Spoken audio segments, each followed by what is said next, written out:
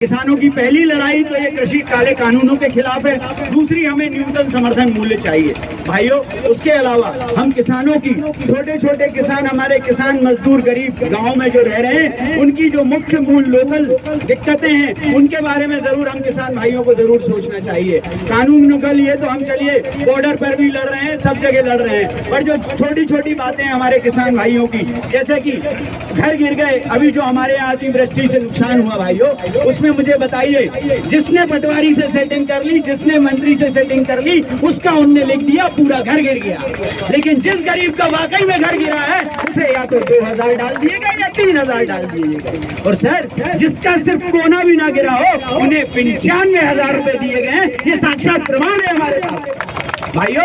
ये लड़ाई भी हमें लड़नी है, हम किसानों को संगठित होना पड़ेगा।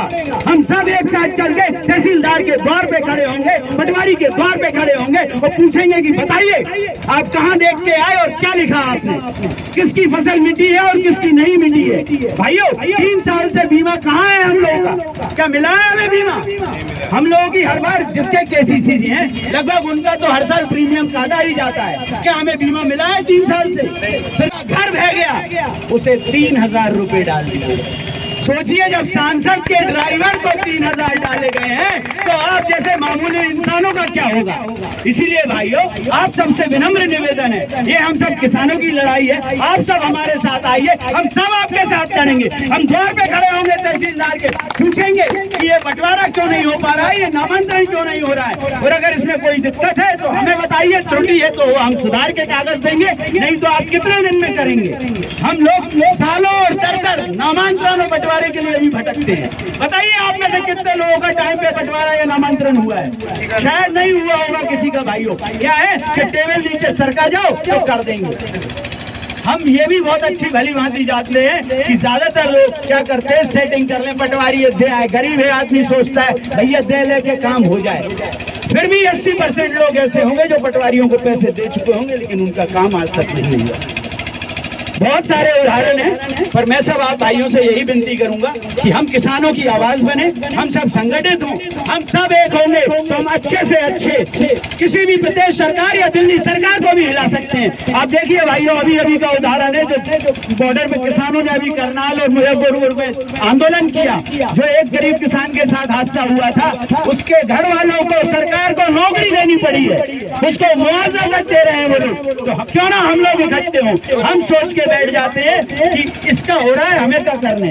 अरे मैं जाके संगे खड़ो होऊंगा जब वहीं तो जो मेरे संगे ठाड़ो होगो भैया, अपन एक दूसरे के संगे नहीं ठाड़े होंगे तो क्या करेंगे। इसलिए किसानों की एकता दिखाओ और 27 तारीख को हिला दो उस अशोकनगर को और दिखा दो इस प्रदेश और देश को कि अशोकनगर में भी किसान है और वो जिंदा है, अपना हक लेके रहेगा, मान के रहेगा।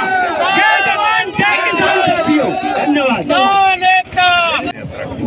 देखिए, हम सभी इस बात से वाकिफ़ हैं कि आज हम किसानों की क्या दुर्दशा है, क्या हालत है। किसान चिल्ला रहा है, सब कर रहा है, लेकिन उसकी कोई सुनवाई नहीं है। आप सब भी इस बात का प्रत्यक्ष प्रमाण हैं। पिछली बातों को जाने भी दें, आज अगर हम लोग खेतों पे जाएं तो लगभग 80 से 90% किसानों की फसलें नष्ट हो चुकी हैं और शायद ऊपर अभी आप लोगों को पता है कि घर भी पहुंचेगी या नहीं पहुंचेगी। किसान की फसल कब कही जाती है, जब वो उसके घर पहुंच जाती है।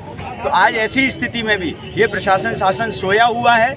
तो इसके लिए हम किसान भाइयों को एकत्रित कर रहे हैं, हमारे किसान भाई संगठित कर रहे हैं। एक तो ये 3 कृषि कानून जो सरकार लाई है उसके विरोध में, एक न्यूनतम समर्थन मूल्य मिले हमें उसके लिए, और आगे जो हमें दिक्कतें आती हैं हमारे किसान भाइयों को, जैसे कि अभी 3 साल का हमें बीमा नहीं दी गया है अशोकनगर की जनता को, जबकि पास ही हमारे CM साहब का गृह जिला है साहब। एक साल में 3 बार बीमा मुआवजा मिलता है उन्हें, लेकिन हमारे अशोकनगर को शायद 3 साल में एक बार भी नहीं मिला है। तो ऐसी दुर्दशा देखिए, हमारे प्रतिनिधि क्यों सोए हुए हैं हमें समझ नहीं आता है। अच्छे हैं, मसीहा बनकर आते हैं, वो तो कभी कभी कहते हैं मैं भगवान हूँ। हमारे भगवान की दृष्टि हम पर नहीं हो रही है, सोचिए आप। तो इसी की हमारी किसान भाइयों की लड़ाई है। हम किसानों के हक के लिए सदैव हमारे भाइयों के साथ लड़ते रहेंगे। ये लड़ाई हमारे भाइयों ने शुरू की, हमारे सभी किसान भाइयों ने। अभी भी ना सर्वे हुआ है जैसे कि हमारे भाई कह रहे हैं, ना होगा, क्योंकि हम अच्छी बात जानते हैं सर्वे होगा भी तो आप सिर्फ लीपापोती करेंगे, क्योंकि अब जब फसल किसान के खेत से हट चुकी है उसका क्या सर्वे करेंगे आप बताइए मुझे, किस आधार पर उस फसल का सर्वे करेंगे आप? इस बात का आप सब भी शायद जवाब लें प्रशासन से, तो हमें बहुत खुशी होगी। धन्यवाद। हमसे जुड़े रहने के लिए हमारे YouTube चैनल को सब्सक्राइब करें और नई वीडियो की नोटिफिकेशन के लिए बेल आइकॉन को दबाएं।